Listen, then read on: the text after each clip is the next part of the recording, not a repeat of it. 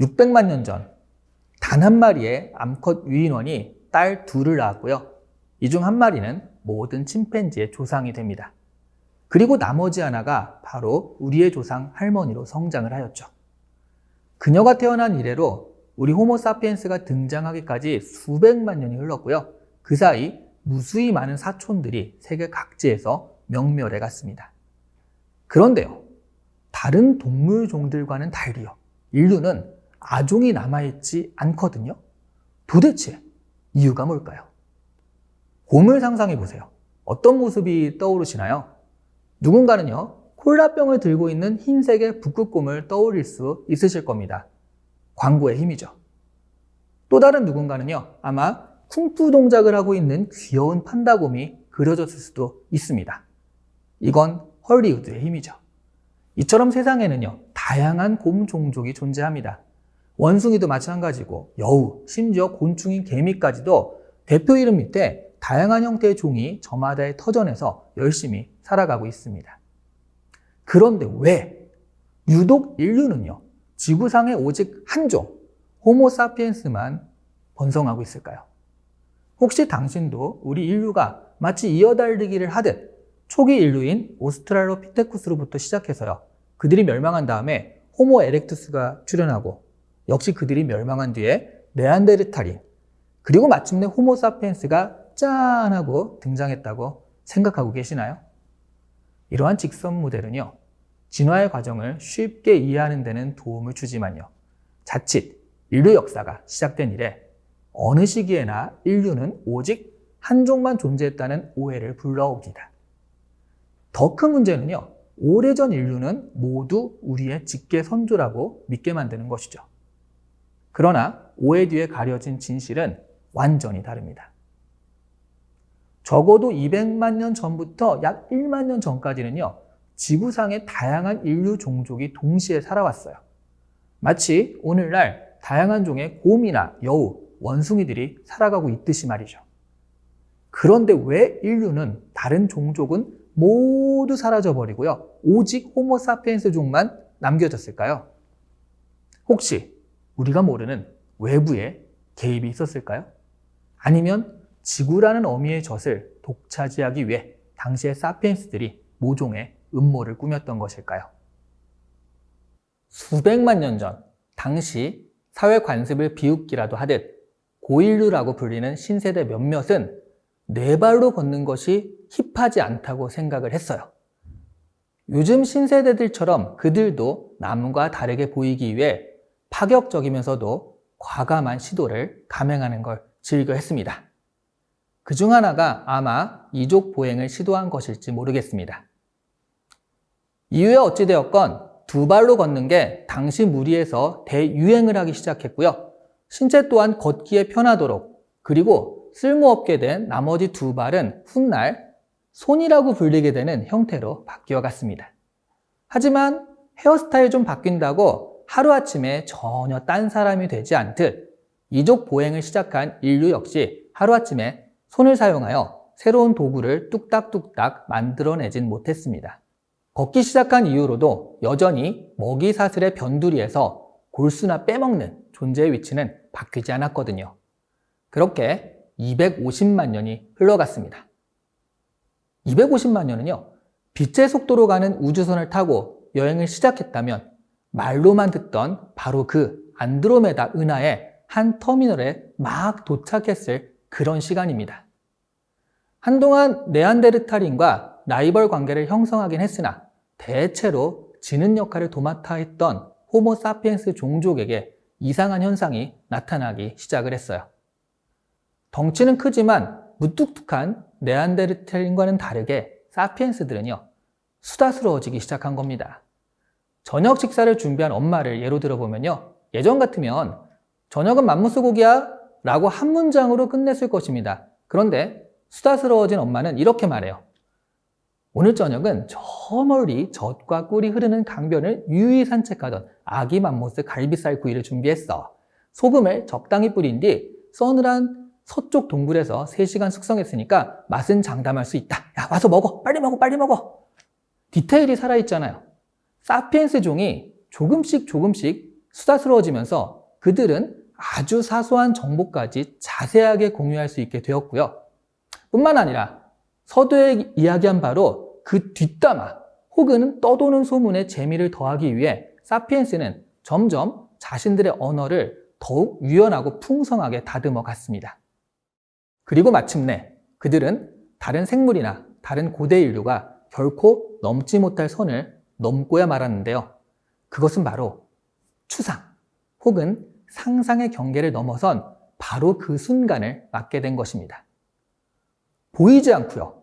직접 겪진 않았지만 사피엔스는 신압으로 전설과 신화, 신과 종교 이야기를 나눴고요. 그 스토리에 적합한 배역을 임명하기 시작했어요. 이족 보행 후에도요. 변변한 도구 하나 발명하지 못한 채 수백만 년을 살아오던 인류가 이 시기부터 갑자기 활과 화살, 물을 건널 배와 옷을 지을 바늘 등 실용품뿐 아니라 장신구와 예술작품까지 만들어낸 것은 우연의 일치가 아닙니다. 학자들은 사피엔스가 지구상의 절대 강자로 등장한 시기를 이때, 즉 7만 년부터 3만 년 사이로 꼽습니다.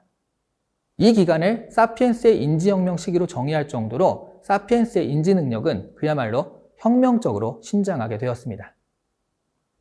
그 바탕에는요, 언어가 있었던 겁니다. 언어가 정교해지면서 사고 능력 역시 함께 성장하여 마침내 보이지 않는 허구의 영역까지 상상하여 묘사할 수 있을 정도가 되었어요. 이러한 허구 덕분에 우리는 단순한 상상을 넘어 집단적으로 상상할 수 있게 되었고요. 성경의 창세기, 그리스 로마 신화, 현대국가의 민주주의라는 보이지 않는 질서와 같은 공통의 신화를 직조해낼 수 있게 된 겁니다. 정리하자면요. 사피엔스 역시 오랜 기간 동안 변방의 약자에 머물렀으나 정교한 언어가 기반이 된 인지혁명을 통해 경쟁자보다 앞선 도구와 조직, 전략을 발명해냈습니다. 그 결과 맹수, 거대 동물, 네안데르탈인 등 강력한 라이벌들과의 생존 경쟁에서 압도적인 우위에 설 수 있게 되었죠. 우위에 올라서는 속도 역시 압도적으로 빨랐기 때문에 지구상의 그 어떤 인류나 생물도 그들의 진화 속도를 따라올 수 없었고요. 그 결과 호모사피엔스가 들어가는 곳마다 학살과 멸종만 반복될 뿐이었다고 유발 하라리는 말하고 있습니다.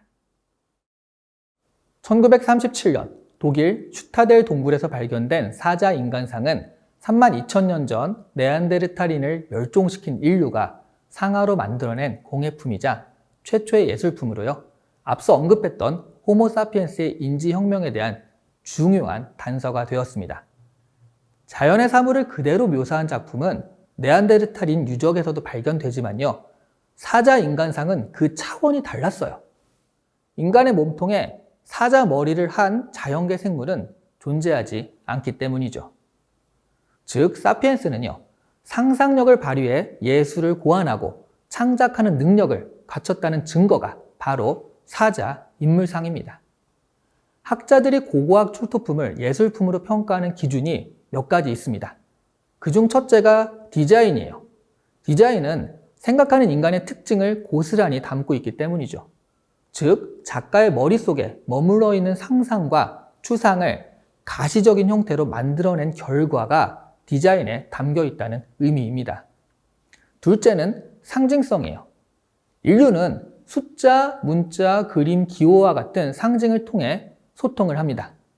상징은 의도된 대상 자체가 아니라 은유화된 기호를 통해 전달해 왔어요. 이러한 기준에 부합하는 최초의 산물이 바로 사자 인간상이었으며 이는 실제로 존재하지 않는 것을 상상할 능력을 갖추었다는 명백한 증거입니다.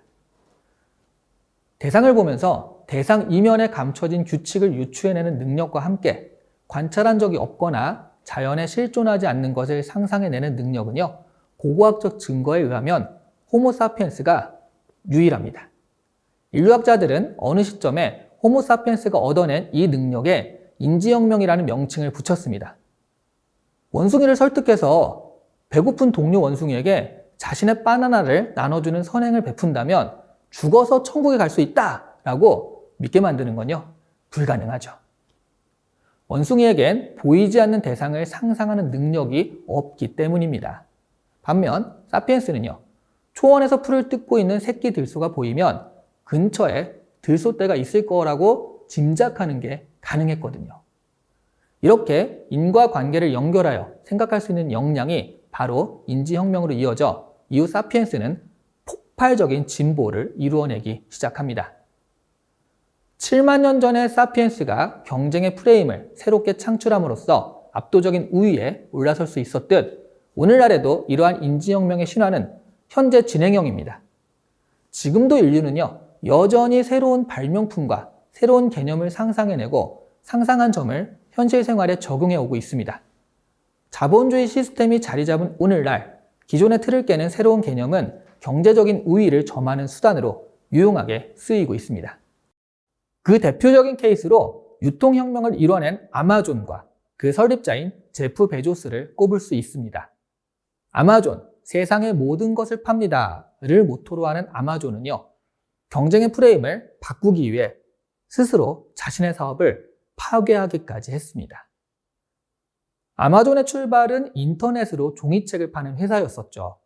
전자책을 팔면 종이책 매출이 줄어들 게 뻔하기 때문에 반지 앤 노블 같은 대형 서점들도 전자책 출간에 소극적이었어요. 하지만 아마존은 출판사들을 협박하면서까지 전자책 사업에 필사적으로 매달렸습니다. 만약 구글이나 애플 같은 다른 업체가 전자책 시장을 열고 종이책 매출을 잠식해 간다면 아마존은 큰 타격을 입을 수밖에 없으니 그럴 바에야 아마존이 직접 전자책 시장을 창조해 종이책 시장을 파괴하는 게 이득이란 계산이었습니다. 그래서 베조스는요, 남이 내 사업을 파괴하기 전에 내가 내 기존 사업을 파괴하는 게 낫다고 판단해 전자책 시장에 진출한 것이에요. 종이책 사업을 죽여도 괜찮다는 베조스의 다짐은요, 고객 최우선에 집착했기 때문에 가능했을 것입니다. 파트너 기업이나 경쟁자가 아니라 고객부터 생각한다면 전자책은 당연한 선택이었거든요. 전자책은 종이책이 도저히 따라올 수 없는 장점들이 많기 때문이죠. 언제 어디서든 읽을 수 있고요. 내용을 검색하기도 편하고 눈으로 읽는 것뿐 아니라 귀로도 들을 수도 있으며 발전 가능성도 무궁무진하거든요. 그러나 아마존과 달리 경쟁자들은요, 출판사들의 반발에 시장 진출을 미뤘고요. 결과는 지금 우리가 보고 있는 그대로가 된 겁니다. 아마존 설립자인 제프 베조스는 아마존의 변화 전략은 기본적으로 고객의 요구에 부응하는 것이지 정해진 규칙이나 정해진 틀은 아무것도 없다고 단언합니다. 우리는 진정 고객 중심적이고 진정 이 사업을 장기적으로 바라보고 있으며 진정 창조를 즐깁니다. 하지만 대부분의 회사는 그렇지 않습니다. 그들은 고객이 아닌 경쟁자에 집중합니다. 라고 말하는 제프 베조스는요, 스스로가 만든 비즈니스 프레임조차 파괴하고 새로운 프레임으로 경쟁자를 압도하며 여전히 비즈니스의 영속을 꿈꾸고 있습니다.